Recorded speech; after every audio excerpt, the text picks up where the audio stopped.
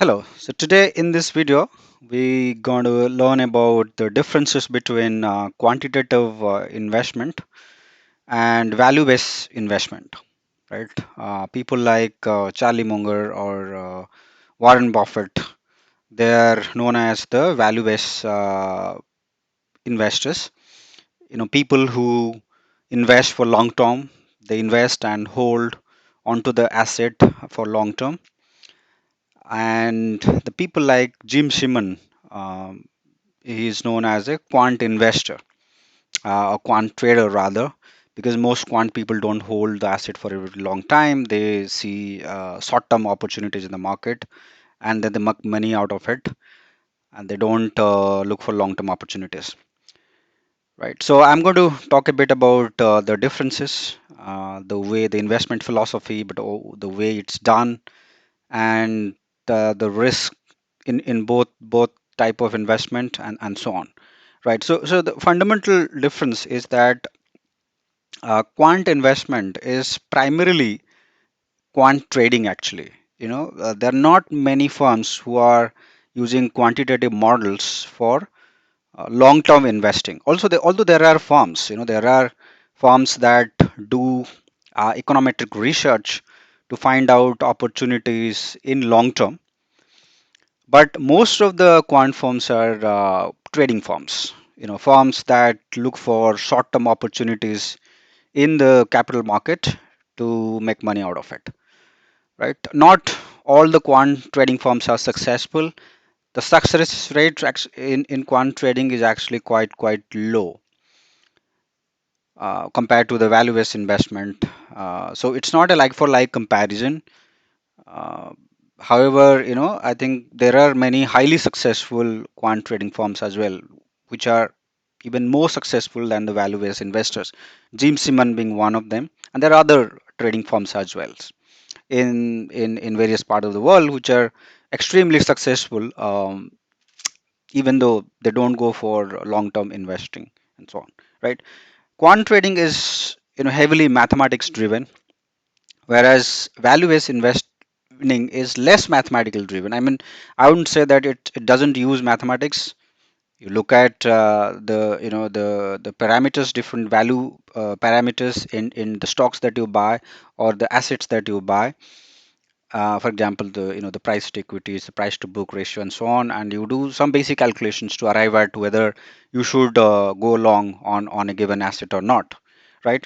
So so the value based investing is more about assessing whether it's a good company by looking at the different financial ratios like price to equity and price to book and so on, and see whether it's trading at a discount, and then buying it and holding it for a very long time, and selling it at a point when either when you need money, or when you think that the stock is overbought, or the stock is not likely to do well in the future, but you still hold the company for a long time. And what is a long time? It's not very well defined all the time, but in general you hold it for years if not months, right? And that's value based investing.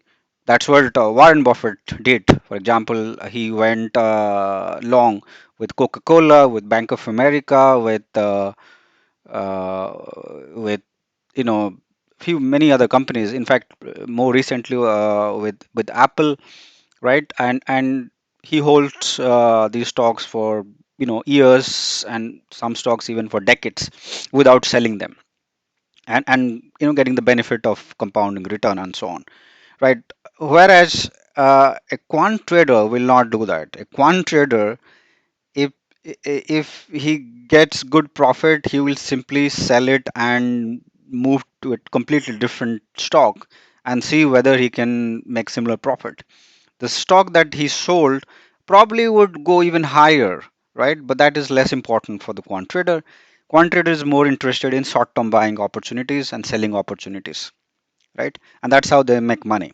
There is no golden way to make money in the capital market. There are various ways. It's about the philosophy. Some people believe in the long term philosophy of value investing, whereas some people believe in more finding opportunities in short term using mathematics, using algorithms, and so on, right? And that's quantitative trading. Sometimes people confuse that with quantitative investment, but let me tell you, not many investment firms use sophisticated quantitative algorithms. There are some, though. There are some exceptions, though. Right? Can you combine both? Can you marry both? It's absolutely possible. In fact, I know some value investor who are exploring quantitative techniques to supplement their own analysis with quantitative modeling algorithms, right? You have insights on liquidity, insights on momentum, insights on macroeconomic events, and so on, and you complement that with your value based or your analysis on a given stock based on the traditional value investing theories, right? And you combine both and then figure out where to put your money, right? That's also quite possible, and that many are trying nowadays, but it's still not very popular in institutional investment. Retail people can do whatever they want, right? All right. Quant investing is heavily data driven. Okay, so quantitative trading. Okay, don't confuse with trading and investment. I'm sometimes using interchangeably, but they're actually a bit different, right? So it's very data driven.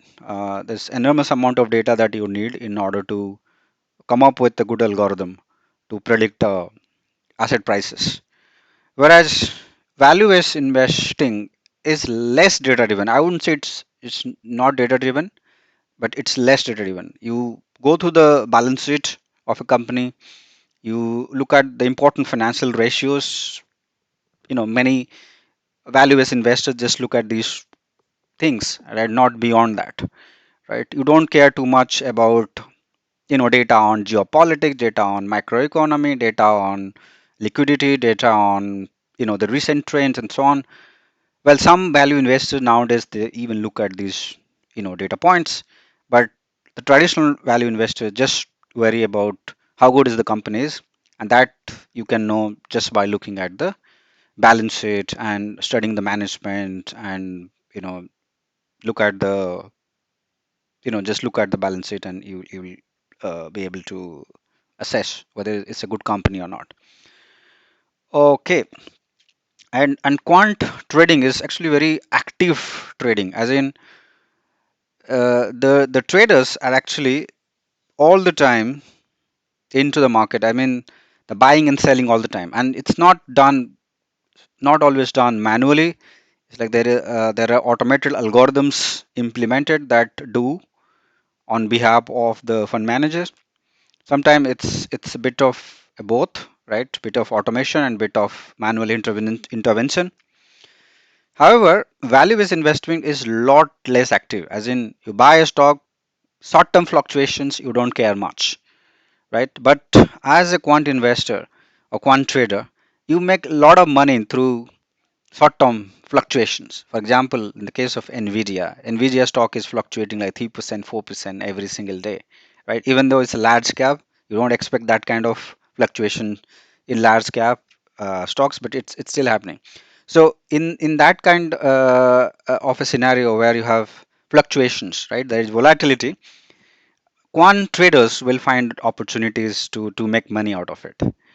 Okay, and that's a really good opportunity, right? If a stock is extremely volatile, that's actually most interesting stock for quant traders, but that's not necessarily very interesting stock for a value investor, right? And value investor don't care too much about the short term volatility, but if it is fluctuating way too much, then probably value investors will stay away from it. For example, the tech stocks are simply not very appealing to the value investors. For example, I remember a talk given by Warren Buffett, where he said that I don't regret not investing in Amazon because I never understood the business model. I don't regret simply because I really couldn't stand the fluctuation. I didn't really understand the tech world that much, and I really stayed away from that.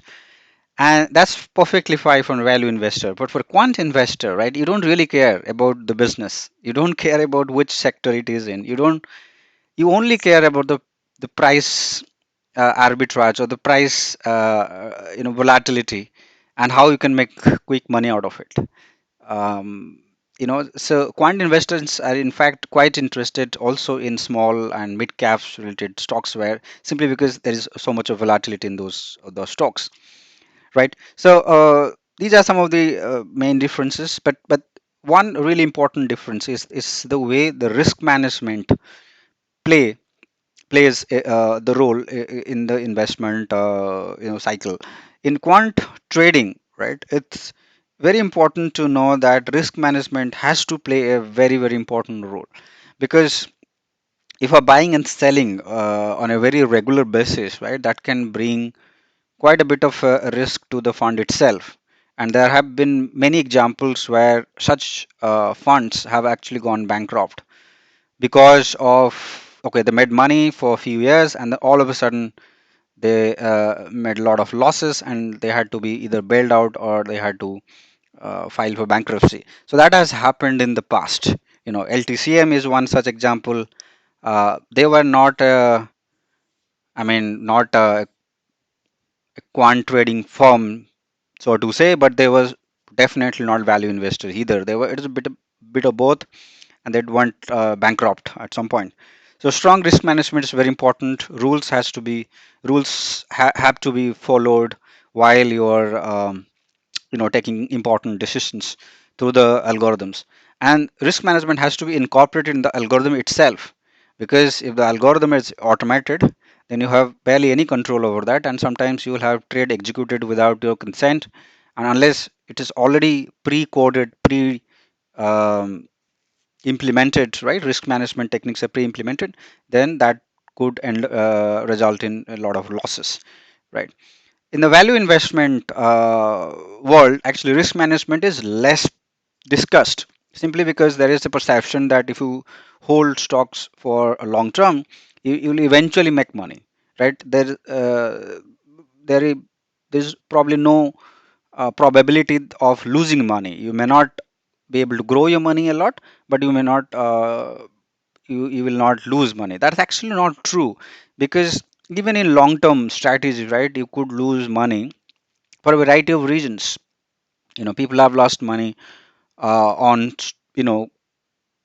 companies that haven't really done well for several years because of in new innovations, something like that. And you have great companies like Nokia, and you know it really got disrupted, right? It used to be one of the finest company in the tech world, but things changed because of the innovation happening in other companies, right? It happened to Intel more recently. It has happened to IBM, General Electric in the past. Now these are darling companies of value investors, but these company can also uh, bring bad news in the future, right? So there's no guarantee that you hold on to a stock and that will eventually be profitable, right? So risk management therefore is very important, right? The classic rules of risk management, that there should not be concentration risk, there should be proper diversification across sectors, across stocks, even across geographies in some cases. So these rules have also are also very important, even though it's value investing, right? And in quant investing, there's even more number of rules. Not just, see, in quant investing, nobody really cares too much about the diversification and everything, but it's still quite important. Like a couple of concentrated bets or trades can really kill the company, and that there are enough examples of these things happening. And you can read more about that. Actually, if you do a bit of search, you can find many examples of companies taking very concentrated bets and eventually going bankrupt. So these things can happen. So strong risk management is therefore very important. Many quant trading firms simply don't hire risk managers because they think that, okay, these are people who actually scare you a lot and they don't help you make more money. But eventually at some point they have felt that management is as important as your just devising algorithms and good trades, profitable trades. These are some of the differences. If you have any question, as always, let me know. in the comment section. Thanks, guys.